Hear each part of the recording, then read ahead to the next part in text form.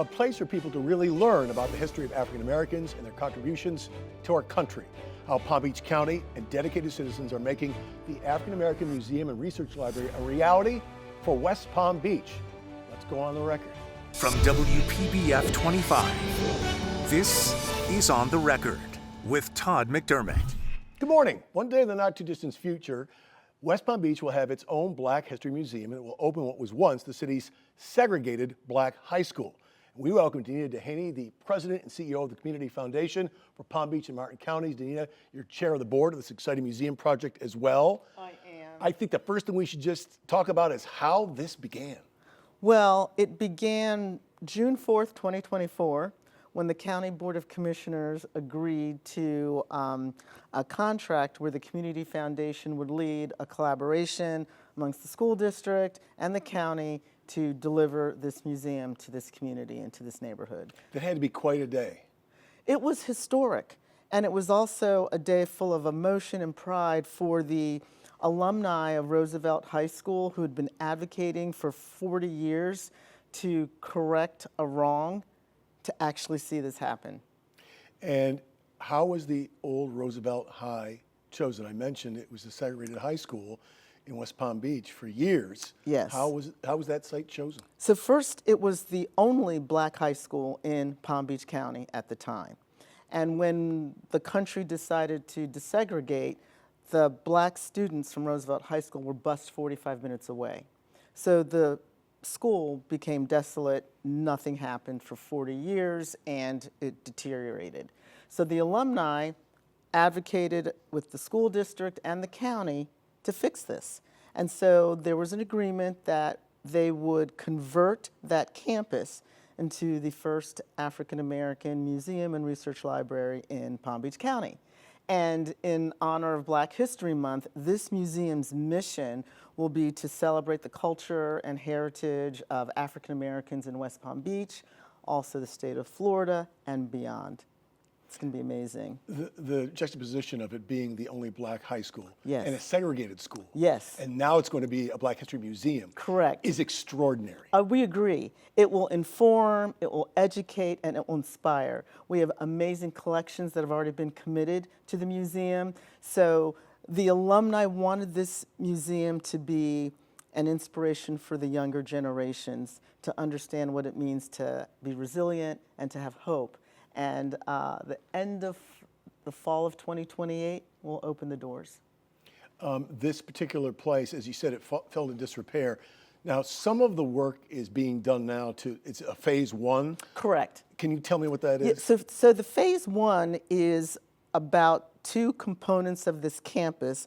One is a continuing education center, and one is a welding school, and then phase two is the museum and research library. So they're all on the same campus, the same footprint that was once Roosevelt High School, that'll now just be broken up into three parts: the museum, the continuing education center, the welding program. What's the campus look like today compared to what it will be like? I know you said it fell into disrepair for a time. So today, phase one is well underway, almost complete. So it looks great.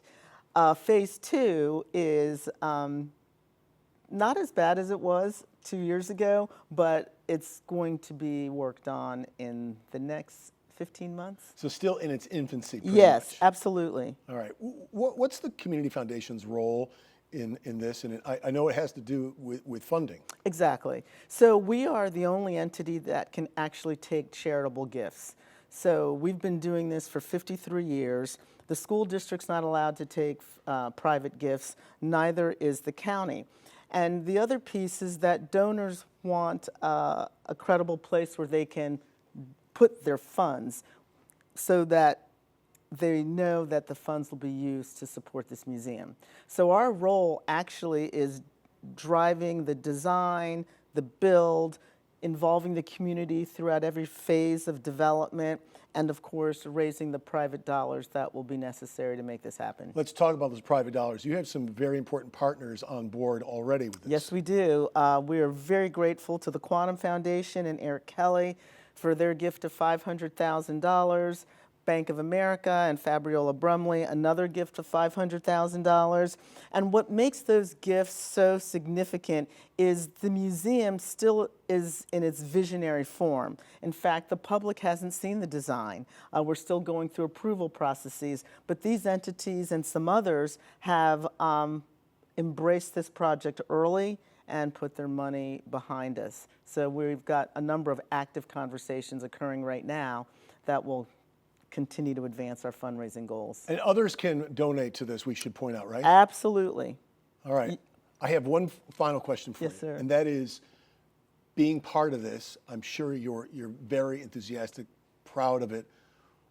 Tell me about your vision for what this becomes in our community. Okay, it's actually emotional for me because when I listen to the stories of the alumni and what happened to what was once the heartbeat of African American life in this county and that went away, the fact that these alumni are still here advocating, I feel like for us it's our moral and obligation to see this done for them.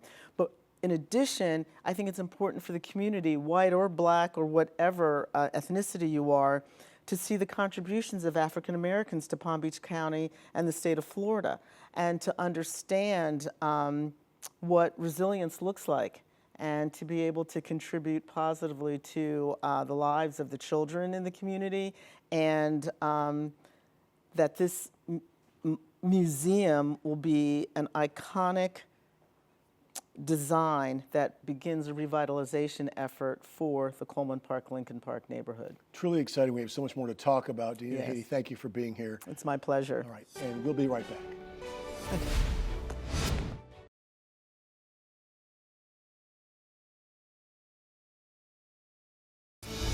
You're watching On the Record on WPBF 25.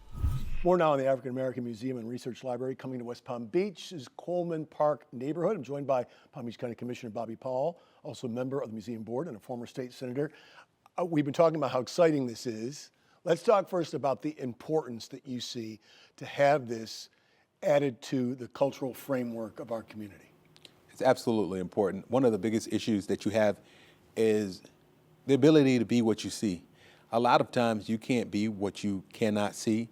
This cultural museum, this research library that's combined with the cultural museum will allow young people, will allow adults, will allow the community to see African Americans, black people in a light, and it will allow them to continue the upward mobility. Can you think about what it would be like to have a child, let's say a fourth grader, walk through this museum and really be able to see people like them, but also people not like them, all students, and see what our community is really all about? It's pretty important. Absolutely. It will allow them to experience the upward mobility that's available here in this community. And when you think about children, Les Brown talks about the idea that a child determines what's available to him or her by the time that they're 4 years old. And this museum allows people to see some of the things that black people in this community and beyond have done that have been great. It's established a legacy and establishes where they really want to go and where they can go. So this museum is completely important. You also see artifacts from some of the pioneers of the community, people like Ineria Hudnell, some of the other pioneers, Bernard Kinsey, some of the people who really laid a foundation to what the community is today without people knowing what they've done will be displayed in this particular museum. That's interesting. It's usually people, after they pass, they get their flowers and what they've done for a community. But in this case, do you think there is a lot of, are there gaps in what people understand about the role of Black Americans in our Palm Beach County community? There are gaps, absolutely, without a shadow of a doubt. It's important that we close those gaps so that not only black people, but all of the community can see how important it is to have a diverse group of thought. What you'll also see and what you'll realize here with this establishment of this museum, you see a combination of the work and the efforts of the county commission, or the county, the city, the school district, the community foundation, and leaders throughout the community who have worked together to put what we would consider our best foot forward to provide a legacy of history in this community. It's absolutely important that we continue to show that. we show that the past school board member, Dr. Deborah Robinson, worked to put us in a position where the museum would be created, and it's been pushed forward even stronger by the new school board member in Edwin Ferguson. The previous county commissioner, Mac Bernard, working hand in hand with me at the time as a state senator, but now as the current county commissioner, to bring funds from the county to continue to build. And everything will compound on top of each other as people start to see the legacy that's rich, this rich heritage that is embodied within this museum, but also that's embodied within this cultural institution. It's not just a museum. There's an educational component to it, as well as the museum portion that is available. The county's made a very, very big financial contribution to this, correct? And I'm guessing it was not a hard sell to have this happen. Absolutely. The county has contributed. And it's not a hard sell because you see how much money the school district has put in. You see the land, the school district, of course, also owns the land, but seeing how passionate the community has been, the historic Roosevelt High School class members who are still here, who want to make sure that the story is told.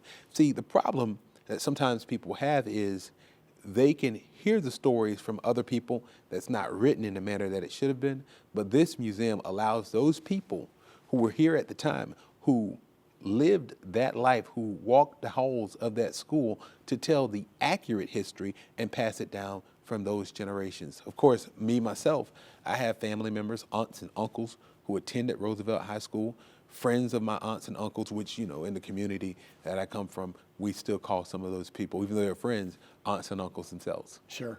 I know that you are excited about what this could do for the Tamarind Avenue address and Coleman Park neighborhood in general, as far as bringing that neighborhood up with the establishment of this museum and library. Absolutely. Things are changing. Things are changing swiftly and quickly. And this just adds to the pride of the community, as this will be a landmark that everyone in the community can be proud of, but also it will be a tool that will educate people. It will be a tool that takes us from the past into the present and into a future that is not only vivid, but is also possible. And I'm guessing you'll be at that groundbreaking later this year. Absolutely, without a shadow of a doubt. All right, now it's on camera, so we know you're going to be there. This is just the beginning. All right. County Commissioner Bobby Powell, thanks for being here. We appreciate it. We have much more on the Museum Library coming up. Again, it opens in 2028. We'll be right back.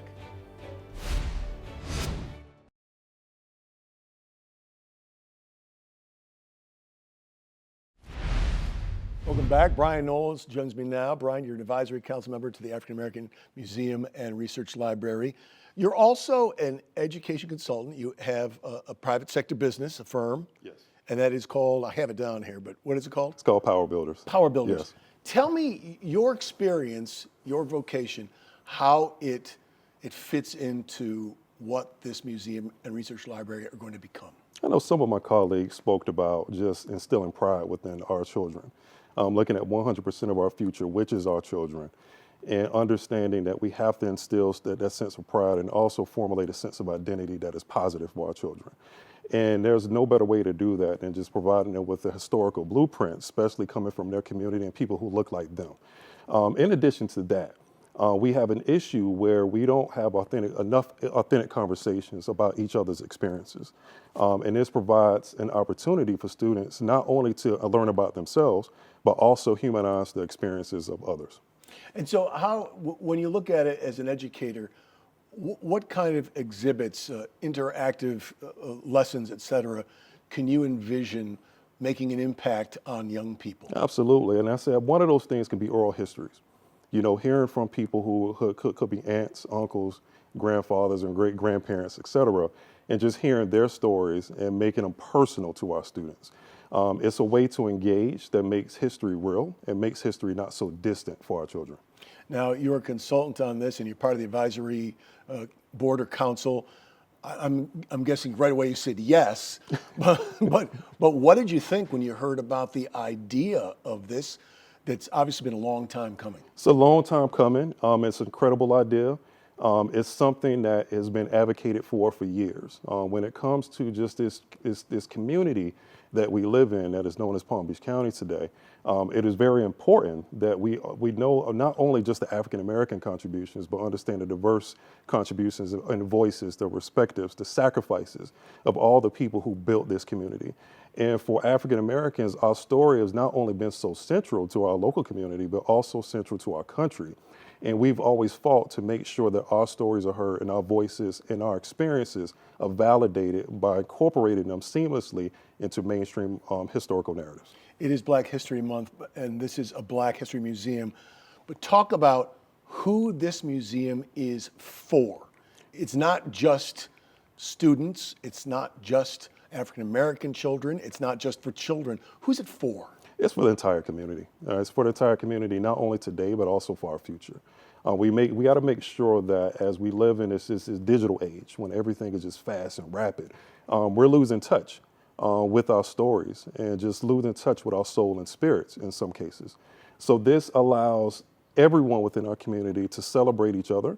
And it also segues and opens up to conversations that need to be had with people, authentic conversations, not only of just some of the joy that we've experienced in the past, but also some of the pain and some of the things that have been wrong and that some of the things that we've been victimized in our community and some of just the horrific experiences that we need to really have conversations about that. And having a museum and opening up spaces for that allows us not only just to have the conversation, but it also allows us to rectify some of those ugly things in our past. As a professional educator, I know that you're aware that we are in a climate where DEI, for instance, is not something that's advocated for. It may be rejected in some cases. Is a museum of this kind, can that be a counterbalance to that kind of climate right now? It can serve as a counter narrative to some of the ugly things that are being said about DEI. When we say DEI in this day and age, I think because of just the politicization of the term, we've almost made it something that we try to avoid. But a museum such as this creates a counter narrative to that, that what this allows us to do is not necessarily force inclusion, but it allows us to have an honest conversation about our history. Inclusion is welcome. Yeah, absolutely. I have to also mention, I know you've done secondary level education programs. Yes. And can you tell me something that you can envision for this museum that you think would fit right in with that? I think one of the things that I've done is incorporate historical lessons within arts and entertainment. And I think this museum allows us to create space where we tell historical narratives, not only just the traditional way of looking at a textbook or even just hearing an oral history, but also examining some of the art and some of the culture that is exploded that came from that community and looking at history through that particular lens. And but before we go, I want to point out that you're looking at a man who is a fifth generation native of this county. And I almost fell out of my chair when you mentioned that. What does it mean to be part of this and to think that it is going into what was once the only Black high school, Roosevelt, in the county and was once the segregated high school? And it goes back decades. Absolutely. So, being a fifth generation native, I've been able to see firsthand just the growth and just the development of the community, and also just have personal stories that live within the family and also live within the extended family, which is the community. And just being able to keep those stories alive and being able to being a part of just not only hearing those stories, but also advocating to keep those stories going and preserving that history for our future generations. Growing up as a kid here and growing up with pioneering families of this, I've heard a lot of these stories, but as a kid, you almost take it for granted. All right. So, but to come back around and being able to value those stories and also be a part of making sure that we can maintain and sustain those stories. Brian Knowles, thank you so much. Thank you. Thank you for your work on the museum. We'll have you back. All right. Appreciate you. Thank you. All right. On the Record, we'll be right back.